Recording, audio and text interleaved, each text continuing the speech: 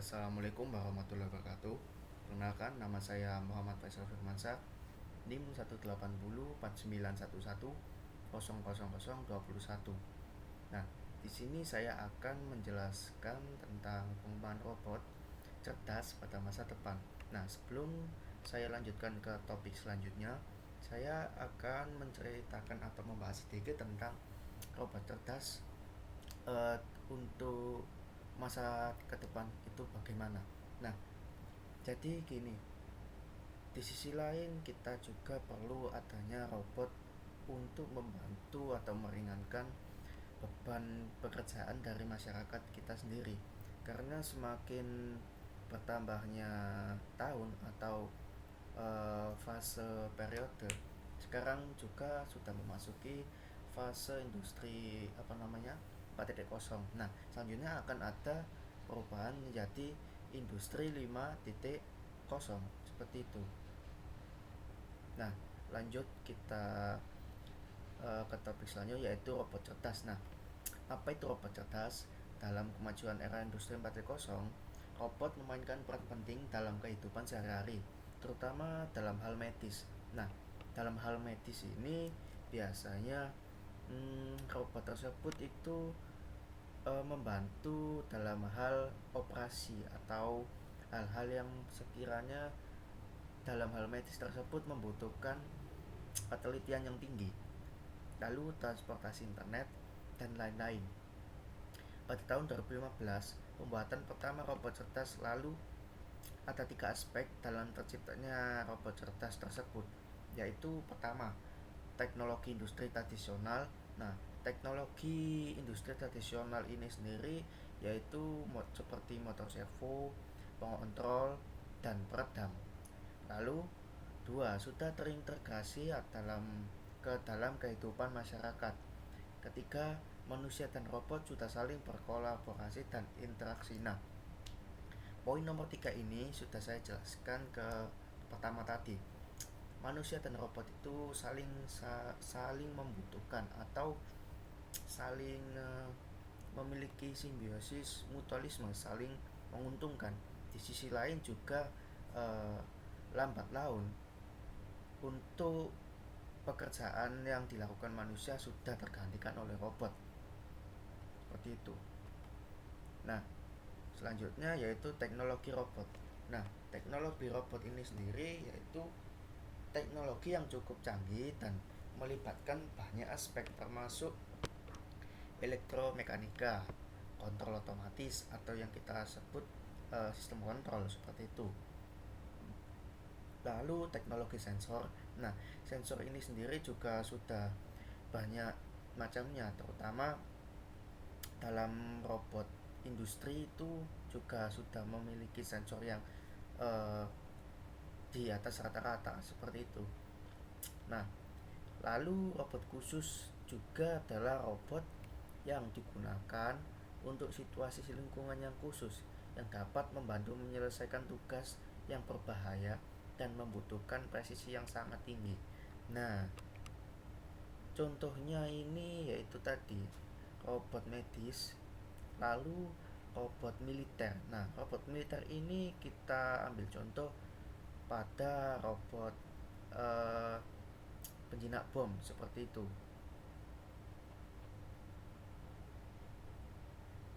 Nah, lanjut eh sedikit contoh lagi pada industri robot cerdas. Di situ sudah menetapkan standarisasi yaitu ISO. Nah, standarisasi ini juga sangat signifikan terutama untuk mengevaluasi inovasi teknologi dan tingkat manufaktur kelas atas atau dalam suatu negara. Semisal kita ambil contoh negara-negara Eropa seperti Amerika, beberapa negara Eropa, Jerman, lalu Jepang dan Korea Selatan, semua telah membuat strategi pengembangannya sendiri. Jadi mereka sudah merencanakan sesuai dengan tuntutan produktivitas dalam negara tersebut. Seperti itu. Nah, lanjut. Di sini saya memiliki subcontoh. Nah, ini robot tersebut adalah robot dalam medis. Nah, di sini bisa membantu seperti operasi bedah yang membutuhkan ketelitian yang rumit. Tapi untuk dalam kasus ini, robot medis itu hanya di negara-negara yang negara maju, terutama kayak seperti di Amerika, Jepang. Nah, di situ banyak robot medis. Lalu manfaat robot cerdas dalam kehidupan. Yang pertama, dapat membebaskan tenaga kerja manusia dari tugas yang rumit. Lalu dapat menaikkan taraf ekonomi pada masyarakat atau suatu negara. Pekerjaan menjadi lebih efisien. Nah, eh, lalu untuk rencana pengembangan robot ini, saya akan jelaskan sedikit mengenai pengembangan pada robot Amerika. Nah, negara Amerika sendiri pertama mengembangkan dan mempromosikan robot aplikasi, terutama mempertahankan peran utamanya dalam teknologi robot cerdas di dunia.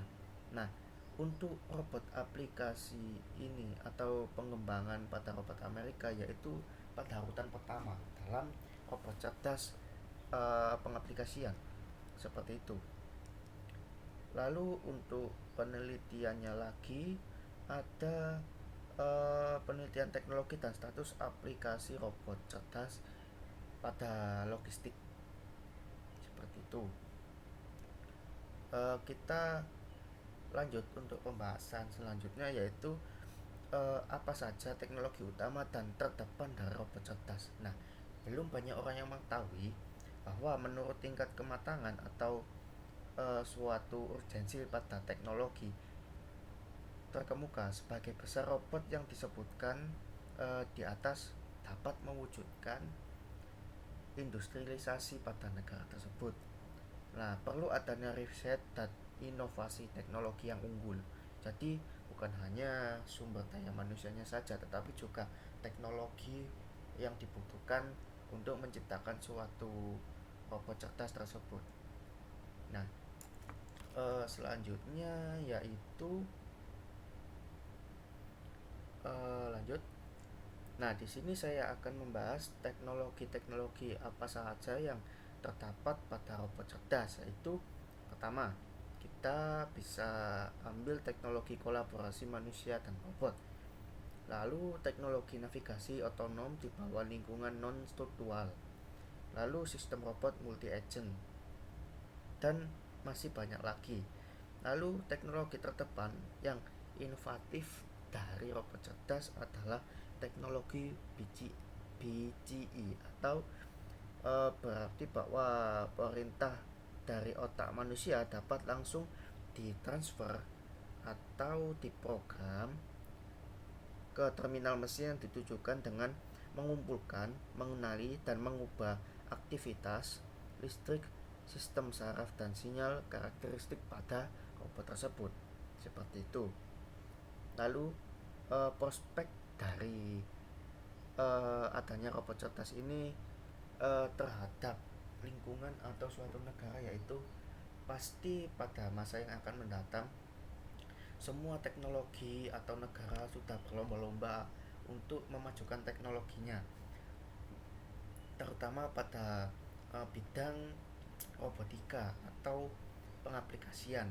Karena dengan adanya robot cerdas ini kehidupan atau keseharian masyarakat dapat terbantu dengan mudah. Karena kita ambil contoh lagi seperti di industri sekarang sudah banyak mengaplikasikan robot untuk uh, membuat atau memproduksi